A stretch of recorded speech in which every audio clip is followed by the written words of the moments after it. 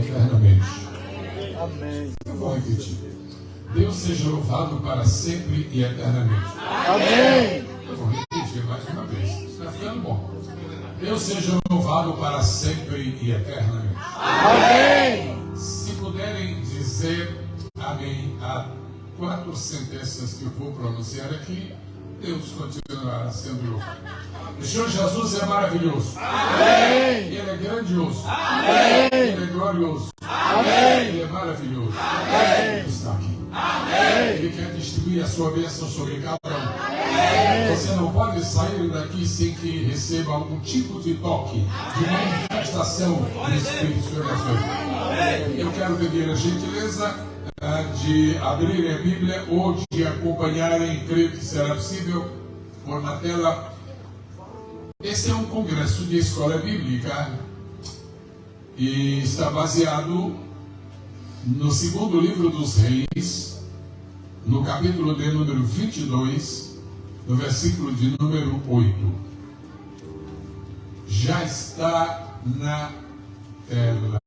E, muito bem, eu quero agradecer muitíssimo a quem está cuidando deste assunto ali, porque trouxe uma versão preciosíssima. Eu gosto muito dessa versão fiel. O nome já diz. Muito bem. Eu vou pedir que este texto bíblico, por favor, seja lido 2 vezes, se possível. A primeira vez pelas vozes femininas. A segunda não precisa dizer, né? Muito bem. Primeira leitura, por favor, o melhor que puderem. Nós vamos ler agora uma parte do maior livro que existe em todo o planeta Terra. O livro de Deus, a palavra de Deus. E mais, 1, 2, 3. Então disse o sumo sacerdote Uzias ao escrivão Safã: achei o livro da lei na casa do Senhor. E Uzias deu o livro a Safã, e ele o leu. É alguma coisa muito especial que está dentro deste texto, muito especial. Deus pode ser generoso para conosco esta noite mais uma vez e nos abrir a cortina e podemos apreciar alguma coisa do que está aqui. Agora é a voz masculina. 1, 2, 3. Então disse o sumo sacerdote Uzias ao escrivão Safã: achei o livro da lei na casa do Senhor.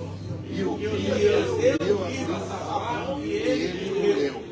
Mais uma vez falamos contigo, Pai querido, Pai celestial, Pai eterno e bom, e esperamos que depois da leitura desta palavra ela comece a se tornar bem clara aos nossos corações. Em nome e por amor de Jesus. Você ter vindo.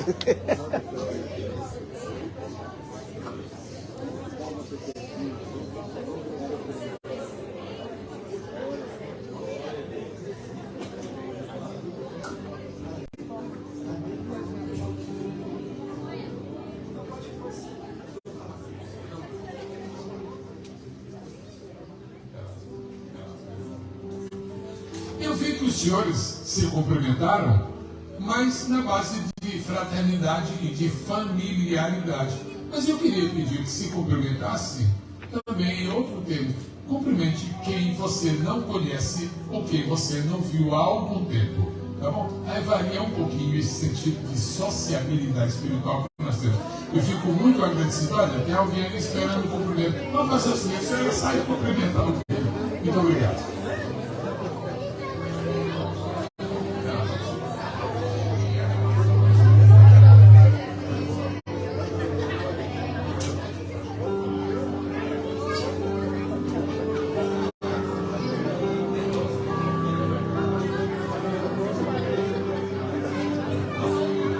Ok, vamos começar?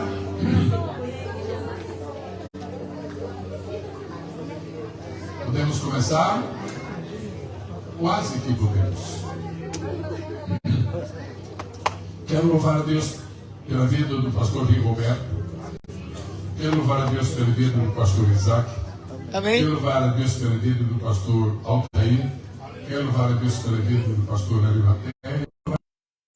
Eu, de minha parte, expresso a Deus em minha gratidão por ter os senhores pastores aqui nesta noite para juntos compartilhar. A Bíblia diz que no primeiro culto que houve da igreja, que foi no dia de Pentecostes, dia que a igreja foi inaugurada, a igreja não foi fundada no dia de Pentecostes. Ela foi inaugurada no dia de Pentecostes. Ela já existia há milênios no coração de Deus, mas foi inaugurada no dia de Pentecostes. E a Bíblia diz que quando Pedro tomou a palavra e começou a falar, diz a Bíblia que os outros estavam com ele, estavam em pé com ele, ou seja, estavam solidários. Obrigado, pastor, por ter vindo. Muito obrigado, pastor Roberto, pastor Isaac, pelo convite para estar aqui. Sinto-me altamente honrado de estar aqui nesta noite. Deus se compadeça de nós, de mim, e me ajude. Se os senhores viram, se os senhores leram, se os senhores atentaram para a propaganda que foi feita em torno deste evento, os senhores verão que está escrito: primeiro Congresso de Escola Bíblica. E eu quero ser fiel a esta ideia. Não é um culto de pregação. Não é uma reunião de círculo de oração. Não é um congresso de jovens. Inicia-se aqui, na história desta igreja, um congresso de escola. Não posso entender absolutamente que haja uma escola sem que haja dois elementos. Se não houver dois elementos, não se fala em escola. Primeiro tem que haver um mestre, depois tem que haver um estudante, ou, se não querem essa palavra, um aluno. Mas ambas as palavras são boas. O mestre nós temos, o melhor de todos, por excelência, o Espírito Santo que está em nosso meio para nos ensinar, para nos abrir o entendimento. O outro são os estudantes, começando por mim, todos nós estaremos estudando. Então, por mais pentecostal que eu seja, e sou pentecostal mesmo, daquele que é muito fiel a esta experiência cristã, apesar disso, eu terei o cuidado de estar falando como quem está falando realmente em uma escola. Então, eu vou precisar do apoio dos irmãos. Os senhores podem usar papel, podem usar caneta, podem usar lápis, podem usar algum aparelho aí, mas eu vou precisar que anotem alguma coisa. Se não anotarmos nada, foi tudo, menos escola. Se não anotarmos nada, foi tudo, menos escola.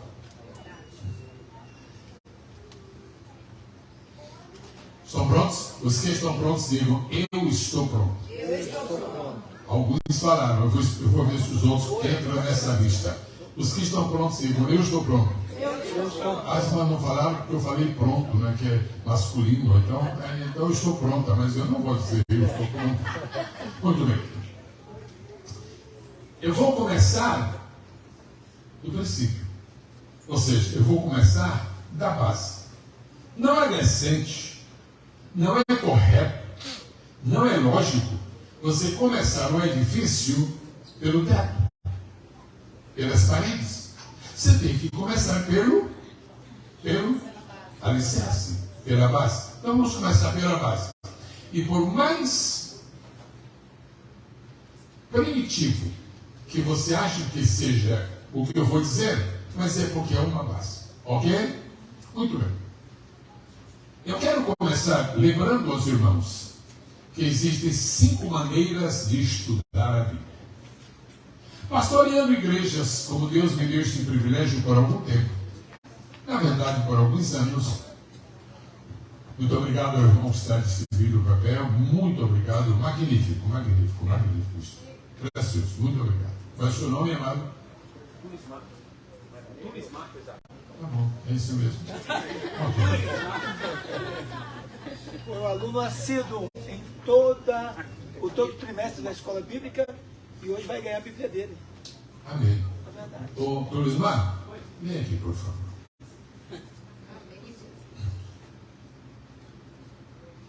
Assim diz o Senhor: cessa toda a tua preocupação, porque a chave que não está nas tuas mãos está na mão do Senhor.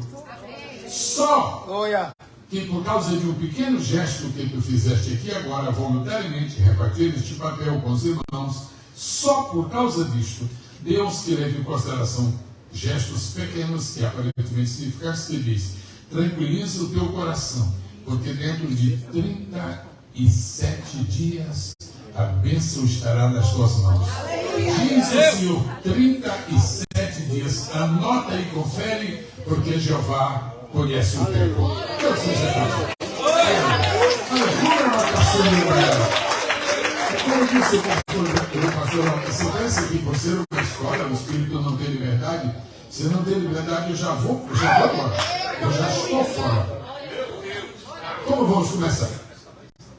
Eu estava dizendo que, como pastor de igreja por vários anos, um dos problemas que eu encontrei como pastor de igreja foi a dificuldade que muitos crentes têm de estudar a Bíblia. Há um número muito pequeno de crentes que não estuda a Bíblia porque não quer, mas é um número muito pequeno. Eu não vou perder tempo com essa minoria que não merece elogio. Há um grande número de crentes, de irmãos bons, sinceros, voluntariosos, que gostariam de entender a Bíblia, mas não entendem mais porque não estudam. E não estudam porque não sabem como estudar. E embora isto pareça alguma coisa muito elementar, mas eu penso que nós pastores e nós pregadores, pastor Rigoberto, às vezes pecamos, no sentido de erramos. Nós erramos porque certas coisas são tão fundamentais, são tão básicas, que nós não dizemos porque achamos que todo mundo sabe. E são essas coisas que nós achamos que todo mundo sabe, que às vezes não sabe. E se você não sabe uma coisa, você não pode jamais praticá-la. Se é verdade, digam amém. Amém. Pois bem, há muitas pessoas que gostariam de estudar a Bíblia, mas não sabem como estudar. E eu queria ajudar 2 ou 3 pessoas. Toda a coletividade sempre tem alguém novo convertido. E o que eu vou falar agora, desde o princípio, os pastores não vão ter nada que anotar. Mas, como eles têm papel na mão, tem que arranjar uma coisa para eles anotarem. Pois bem, há 5 maneiras de estudar a Bíblia. E quando você começa por esta base, você vai construir depois um edifício. E daqui a pouco você não vai ser apenas um estudante da Bíblia, você vai ser um conhecedor da Bíblia. Agora, não pense que você vai conhecer a Bíblia somente por revelação. Nem deixe entrar na sua cabeça esta ideia. Eu vou orar e o Senhor vai me dar conhecimento da Bíblia. Eu não conheço nesses meus anos de... Não são tantos anos de ministério, mas já são alguns. Nesses meus anos de ministério, eu nunca conheci uma pessoa que conhecesse a Bíblia por revelação. Só revelação, orando. Não. Só se conhece a Bíblia quando se lê. Só se conhece a Bíblia quando se ouve. Só se conhece a Bíblia quando se estuda. Por isso que é preciso ter escola bíblica. E, se possível, congresso de escola bíblica. 5 maneiras de estudar a Bíblia. Então, se você querer que isto vai lhe ajudar, ou se você querer que você pode ajudar alguma pessoa, mais tarde, anote, se quiser. Quais são as 5 maneiras fundamentais de estudar a Bíblia? Primeiro, pela lógica, você pode estudar a Bíblia sozinho. Ou seja, individual. Não escreva sozinho, escreva individual. A primeira maneira de estudar a Bíblia, o primeiro método, é o método individual. Antes de você estudar a Bíblia com outras pessoas, antes de você estudar a Bíblia na igreja, antes de você estudar a Bíblia na escola bíblica dominical, às vezes em outro dia da semana, antes de você estudar a Bíblia no seminário, você tem que se dedicar, que aprender a estudar a Bíblia individualmente. Agora, por que eu vou citar outros métodos? Porque Deus nunca vai permitir que você compreenda muitas coisas da Bíblia estudando sozinho. É um freio que Deus põe. Ninguém aprende a Bíblia sozinho. Que a primeira coisa que aconselharia é que você saberia a Bíblia, mas se queria vaidoso. Então, para a gente entender a Bíblia, você vai precisar de alguém que lhe ajude. Por isso, começa com o individual, mas vai para frente. Mesmo que seja um ministro da fazenda da Etiópia, mesmo que seja um eunuco que é uma alta autoridade e que conhecia a Bíblia e que se deslocou da Etiópia para ir a Jerusalém para adorar a Deus na festa, mesmo ele diz assim para Filipe: como posso entender se alguém não me explicar? Então estude a Bíblia sozinho, mas não estude pensando que você vai conseguir aprender a Bíblia sozinho. Certo? Mas comece sozinho. Também não fique dependendo só dos outros. Comece sozinho. O primeiro método de estudo da Bíblia é o método individual. Pode ser mais forte? Individual. Porque eu tenho paciência. Se precisar de todo mundo falar, eu vou repetindo até todo mundo falar. Primeiro método. Individual. Segundo método de estudar a Bíblia é o método familiar. Uma das coisas que desapareceram da igreja do Senhor, não desapareceu por completo, mas ficou muito escasso. Foi o hábito de estudar a Bíblia, de ler a Bíblia em família. Para os senhores que são novos crentes, talvez nunca ouviram falar nesta palavra, mas os antigos sabem o que significam essas duas palavras: culto doméstico. Ai, que saudade de estar no culto doméstico. Eu creio que minha esposa está em casa agora me assistindo, me ouvindo, e eu quero prestar a minha homenagem a ela. Deus nos deu, a minha esposa, 6 filhos. Hoje vivem 5 na terra. Outro está com o Senhor. Pois bem, durante toda a minha vida, eu viajei. E, na verdade, houve épocas que eu passava mais tempo fora do que. E Deus conservou os nossos filhos na igreja. 3 deles são pastores atuantes. Um é um pregador extraordinário, outro é um conferencista de primeira, outro é um ensinador precioso. Como foi que isso aconteceu? Estudo bíblico familiar. Manter o livro aberto em casa. Se o seu filho não vir a Bíblia aberta em casa, ele nunca abrirá a Bíblia fora de casa. Ele tem que se acostumar a ver a Bíblia aberta em casa. Ele tem que começar a amar a Bíblia no lar. E nós queremos nossos filhos assim. E aprendendo, recitando versículos da Bíblia, conhecendo histórias da Bíblia. Hoje, pastor Altair, existem centenas de igrejas que têm escola bíblica dominical e tem o departamento infantil. E no departamento infantil contam histórias, muitas histórias lindas, porém falam de tudo, menos da Bíblia. E se as nossas crianças não aprenderem a Bíblia na escola dominical, isto vai fazer uma falta tão grande, tão grande. É o ensino bíblico de casa e da escola bíblica dominical que vai servir de barreira quando eles chegarem na faculdade. A criança, de tanto ouvir a palavra de Deus é verdade, a palavra de Deus é verdade, a palavra de Deus é verdade, de tanto ouvir isso, sedimenta, fica feito uma rocha. Quando chegar na faculdade, que o professor disser que a Bíblia é falsa, ele diz: engraçado, a Bíblia é verdadeira, porque ele aprendeu assim. Nós podem dizer amém? Amém. Primeiro método. Segundo método. Terceiro método, coletivo. Depois de você praticar o estudo da Bíblia individualmente, depois de você praticar o estudo da Bíblia familiarmente, aí você vai praticar o estudo da Bíblia coletivamente. O que eu chamo de coletivamente está muito claro. Muitas pessoas juntas estudando a Bíblia. Escola Bíblica Dominical. Hoje me foi dito pelo pastor Isaac que no período da pandemia esta igreja começou a ter um sistema de lições bíblicas online, e terminou a pandemia e o estudo continuou. E já chegou a 141 lições. Uma pessoa que estuda 141 lições da Bíblia, vou dizer uma coisa: o diabo tem maus lençóis. Não, o diabo não consegue muita coisa com quem é bom de Bíblia. O diabo consegue muita coisa com quem é bom de piada. O diabo consegue muita coisa com quem é bom de novela. O diabo consegue muita coisa com quem é bom de futebol. Mas ele não consegue quase nada com quem é bom de Bíblia. Porque Jesus, antes de entrar na sinagoga para ler o livro e oficialmente inaugurar o seu ministério, antes de começar o seu ministério, ele passou pelo monte da tentação. E quando o diabo quis dar-lhe uma receita, está escrito. Está escrito. Diga comigo, bem-aventurado Que lindo. Bem-aventurado. Capaz todo mundo falando. Bem-aventurado. É aquele que sabe o que está escrito.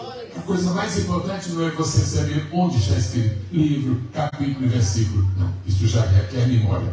Agora, a coisa mais importante não é saber onde está escrito, é saber o que está. Aleluia. Método número 1. Método número 2. Método número 3. Aí vem a escola bíblica. Aí vem os cultos de ensino. Outra coisa escassa.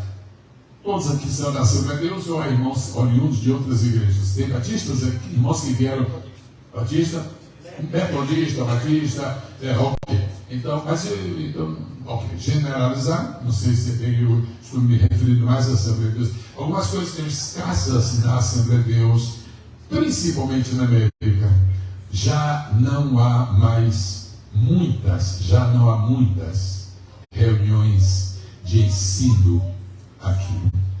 Se a igreja, aqui na América, como o padrão geralmente é este, você tem 2 cultos por semana. Um é chamado de culto da família. Outro é chamado de culto de vitória. E o culto da Bíblia. Se um é da família, outro é da vitória, onde está o de ensino? Se um é da família e outro é da vitória, onde está o de pregação? Onde está o de ganhar almas? Aí alguém se admira de ser um pouco mais difícil. Não, é porque a América é muito difícil. Não, nossos métodos é que mudaram. A Bíblia é a mesma. Jesus é o mesmo. Agora, se os nossos métodos mudam, nossos resultados não vão ser os mesmos. Número 4. A quarta maneira de estudar a Bíblia, acadêmica. Método individual, método familiar, método coletivo, método acadêmico. O que é o método acadêmico? É aquele estudo da Bíblia que você vai e passar num seminário, numa academia. Estou falando de teologia, porque você não consegue estudar a Bíblia fazendo. Não, estou falando, é outra coisa que eu estou falando aqui de academia. Pois bem, e você recebe um certificado. Essa é a diferença. O método coletivo da Bíblia, a escola bíblica dominical não dá diploma. Não. Se o pastor está ministrando uma série de estudos o ano inteiro, enquanto termina, não dá diploma. Agora, se você vai para o seminário, você recebe seu certificado. E é estudo da Bíblia. E bem-aventurado aqueles que estudam no seminário, cujos professores são crentes. Bem-aventurados aqueles que estudam no seminário, cujos professores acreditam na Bíblia. Porque alguns já não acreditam. E há pessoas que, se não tivermos cuidado, vão para o seminário e voltam menos crentes do que entraram. Então, por isso que a igreja é que é a formadora mesmo. Falta quantos? Para 5. Escola bíblica especificamente. Eu deixei por último, exatamente para honrar o que nós estamos fazendo aqui. Então, método individual, método familiar, método coletivo, método acadêmico e escola bíblica. Qual é a diferença entre a escola bíblica e o coletivo? Estou falando de escola bíblica que tem um roteiro. Irmãos, este mês nós vamos estudar o livro de Jonas. No outro mês nós vamos estudar o livro de Isaías. Agora, na loteria, hoje Deus... 1, 2, 3. Aí sai, o que é que saiu aqui? As parábolas. Não. Ok. Vamos para frente. Quais são as vantagens? Quanto você vai ganhar por estar aqui esta noite? Você não tem aqui nesta tribuna um pregador famoso. Deus não me fez famoso. Isso não fiz até agora, não vai me fazer, graças a Deus. Agora me deu sucesso. E eu vou dizer uma coisa, não vale a pena ser famoso. O bom é ter êxito na vida. O bom é você alcançar êxito na vida. Por falar em famoso, você nunca viu uma foto com 2 famosos juntos. Não tiram. Pode pensar. Você lembra do corredor de Fórmula 1? Você nunca viu 2 corredores de Fórmula 1 tirando uma foto? Não tira. Sabe por quê? Porque um tem ciúme do outro. Um tem medo de depois daquela foto. Agora, sucesso não. Quem tem sucesso quer que os outros também tenham. Quem pode dizer amém? Qual é a vantagem de nós estarmos aqui esta noite? Nós temos uma natureza assim. É a nossa natureza. E não vai dizer que você é diferente, não, porque não. Nós temos assim, uns são mais, outros menos. Nós queremos, irmãos, levar vantagem em tudo. E não é um pecado, não. Eu preciso querer levar vantagem na minha oração. Se eu não oro e não recebo resposta, isso não é vantagem. Nós queremos levar vantagem em tudo. Mas às vezes nós pensamos que as coisas materiais nos dão vantagem. E as coisas espirituais não dão. E eu queria pedir que você mudasse de ideia. As maiores vantagens que nós temos na vida não estão naquilo que nós fazemos lá fora. Estão no que nós fazemos aqui dentro. Os maiores lucros não são aqueles que nós identificamos no cheque bancário. São aqueles que nós identificamos no poder que nós recebemos em Cristo. Amém ou não amém? Então eu vou dar para os irmãos 5 vantagens de estar numa reunião como esta. 5 vantagens de matricular-se numa escola bíblica e ficar. Primeiro, a primeira vantagem de estar num congresso de escola bíblica como nós estamos, a primeira vantagem de estar numa escola bíblica é porque é uma atitude de fé. Nós estamos aqui por fé. Por fé. Por fé. Por fé. Se você não tivesse fé, você não viria. Quando você vai ao mercado, você vai ao mercado porque você sabe o que você vai encontrar lá. Quando você vai a uma farmácia, você vai a uma farmácia porque você sabe o que vai encontrar lá. A cada lugar que você vai lá fora, você já sabe o que vai encontrar. Mas aqui é interessante. Você vai para um culto e sabe que o pastor vai ministrar, você vai por fé, você não tem nem ideia do que ele vai falar. Aí quando você chega aqui, gente, se eu não tivesse vindo, eu teria perdido, pelo amor de Deus. Obrigado, Jesus. Primeira coisa boa, primeira vantagem de estar numa escola bíblica é que é uma atitude de fé. E Deus nos surpreende. Número 2, é uma atitude de obediência. Eu queria dizer para os irmãos, não há condições materiais de eu descer dessa tribuna e sair cumprimentando todo mundo. Mas essa é a minha vantagem, cumprimentar todo mundo. Por quê? E dizer, parabéns, você é obediente, parabéns, você é obediente. Quem está aqui hoje aqui nesta noite, está primeiro porque tem fé. Tem fé que Deus vai falar. E eu acho que qualquer hora Deus vai começar a falar. Vai ou não vai? Vai ou não vai?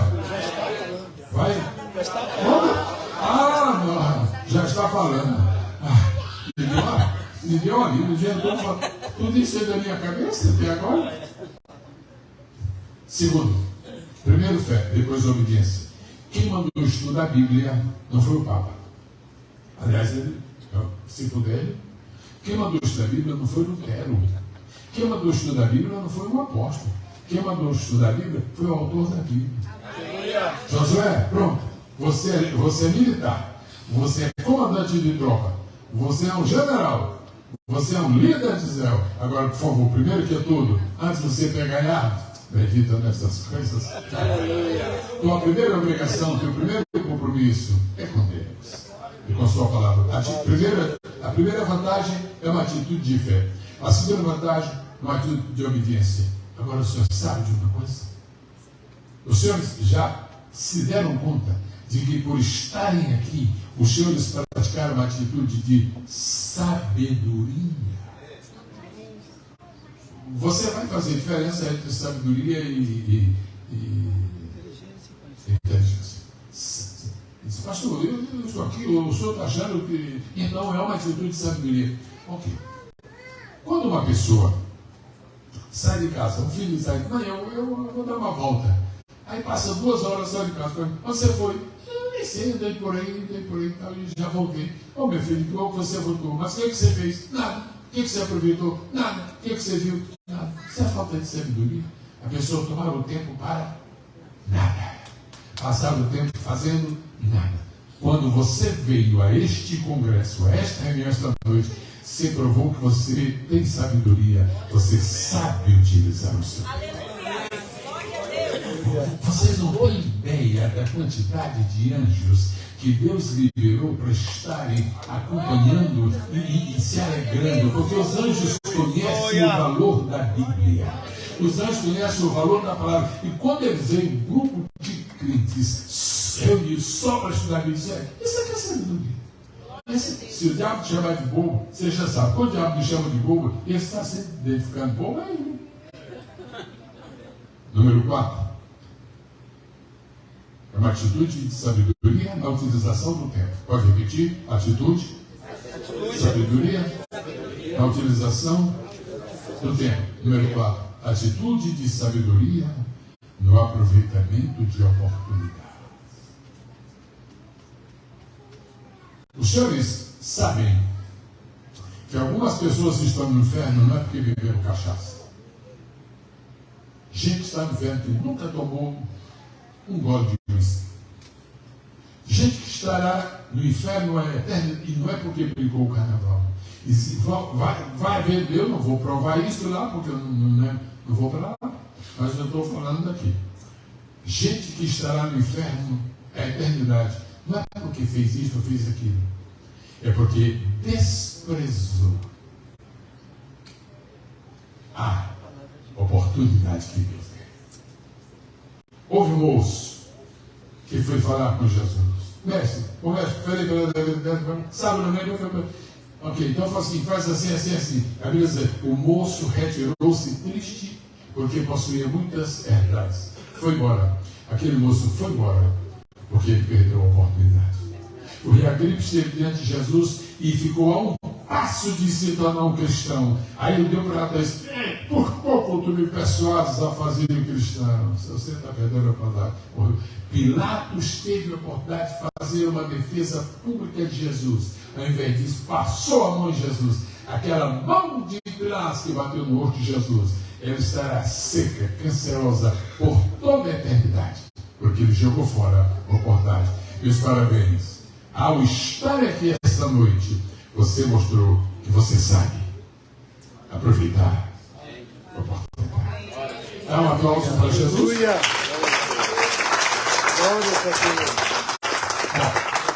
Saindo deste ponto, ainda estou no alicerce. Com certeza não vamos ao tempo hoje. Mas um bom alicerce é pior que um tempo ruim. Muito bem. Só repita após mim. Atitude de fé. Atitude de obediência. Atitude de sabedoria na utilização do tempo. Atitude de sabedoria no aproveitamento de oportunidades. Qual é a última vantagem, que é quase a principal? É um momento de aprendizado e capacidade.